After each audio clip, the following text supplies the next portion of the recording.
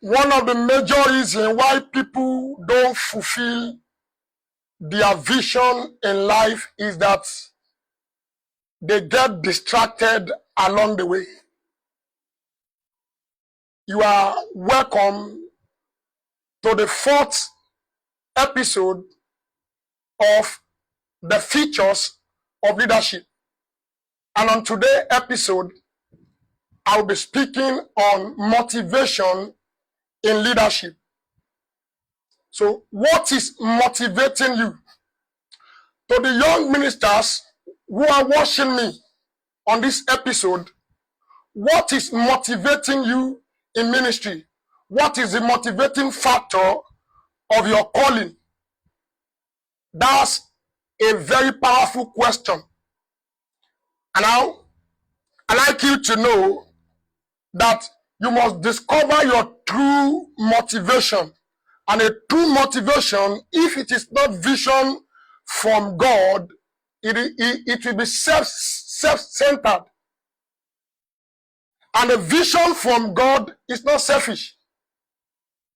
If your vision is to build mansion, to buy, Tesla, Lamborghini, build a very exotic houses in every country, every continent, that is not a genuine vision from God.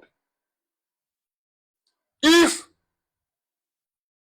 the motivating factor of your vision or of your ministry is not to impact people positively, it's not to add value to people, it is not from God, throw it away. It will always help or lift others in some ways. That is what must be your motivating factor. It is designed to make life of human better, to improve society, inspired and build up others. Are you inspiring and building up others? In John chapter number 5, verse 30, Jesus said, I can of my own do nothing. As I hear, I judge, and my judgment is just, because I seek not my own will, but the will of the Father which hath sent me. If I bear witness of myself,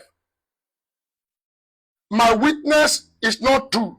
So the motivation of Jesus is to do the will of the Father. So if what motivates you or is not vision, you won't be able to impact others or motivate others around you. I want you to ask yourself this following question. How does my vision help others? That's very important in ministry. It's not only in government or leadership alone. How does my vision help others? If your vision is selfish, self-centered, all about you alone, throw it away. It's not from God. Jesus said, these people have been with us for 3 days. They have nothing to eat. Lest they faint on the way. Give them what to eat. Another example in Matthew 20. He said, when I was disowned, you sheltered me. When I was sick, you came looking for me. When I was in prison, you look after me. When I have no clothes, he said, you clothed me. And they asked him that, when did we see you and do this to you? He said, if you have do it for these little ones, you have done it to me. So what is driving you? Is your vision helping others? What is the motivation of your vision? Why do I want to do what I want to do?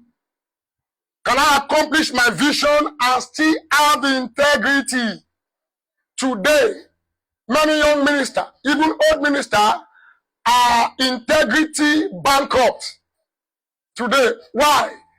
Because what is motivating them is different to the original thing that's supposed to be motivating them. Now, take note of it. Motivational leader often promotes a competitive and result-oriented culture. in organizational environment, even in government, the focus is primarily on achieving individual and organizational goals, with a strong emphasis on productivity and efficiency. Rewards such as bonus, promotion, or praise serve as incentive, while discipline, action, or layoff may loom as a potential consequence for underperformance. So if you are underperforming, they may lay you off or they discipline you. This is motivational leader in organizational environment. So now let's see how Jesus handled motivation. Having settled his motivation, that he lives to do the will of him who sent him. What was Jesus' motivation for ministry? It was to please God the Father. Was it to please himself? No. No. Other people? No. To be popular? No. Like in our generation now, that you are after what is trending. You just want to trend. Ministry is not that way. To make a lot of money. No. Ministry is not a money-making machine. If you want to make money, leave ministry, go and be employed in oil and gas company. Be employed in a blue collar, job. Ego strokes. No. He said, I do it to please the Father. This must be what is motivating you. Are you pleasing the Father in your ministry? You have to clarify who or what I am serving. Am I really serving the true God? You have to do this right up front. Ministry is too costly to be motivated with a wrong motive. Yeah. You have got to have the right motive in serving Jesus, or you will not last for a long time. You will not last for a long time. I pray for you, you will last for a long time, but you need to clarify your motivation in ministry. What is the right motive? The right motive, Jesus has told us in John chapter 5 and verse 30. I seek not to please myself. Ministry is not to please yourself. It's service. Service. Diakonos. Service to others. Yes. Service to others. I seek not to please myself, but him who sent me. Jesus dedicated his entire life to pleasing God. Are you pleasing God, or you are pleasing yourself? When Jesus, was baptized and the Spirit came down as a dove and the Father spoke, he said, this is my beloved Son, in whom I am well pleased. Matthew 3 verse 17. Is God pleased with you? Let me be rounding up shortly here. But the fact is, you can't please everybody in ministry. That is one of the greatest stress in ministry today. In fact, I don't know many ways to failure.